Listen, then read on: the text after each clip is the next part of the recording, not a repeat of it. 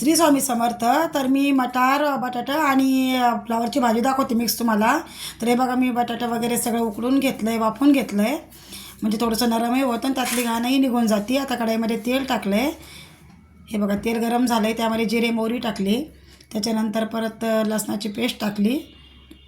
ही थोडीशी लाल झाली का त्यामध्ये मग आपला मसाला टाकायचा, लाल तिखट. त्याच्यानंतर आपलं घरचं काळं तिखट. हे बघा, घरचं काळं तिखट टाकलं आहे.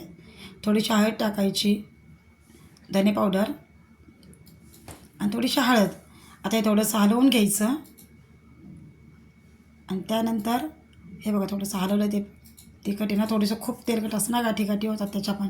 थोडंसं पाणी टाकून हे मग थोडंसं जे आपलं तिखट असतं शिजवून घ्यायचं.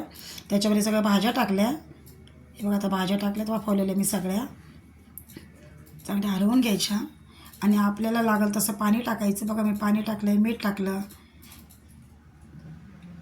उकळी आली की त्याच्यामध्ये दाण्याचं कूट टाकायचं. हे बघा, उकळी आली आहे, शेंगदाण्याचा कूट टाकला. त्याच्यानंतर वरतून कोथिंबीर टाकली. हे बघा, भाजी किती छान तयार आहे आपली. आवडली तर नक्की सबस्क्राईब, लाईक करा. थँक्यू.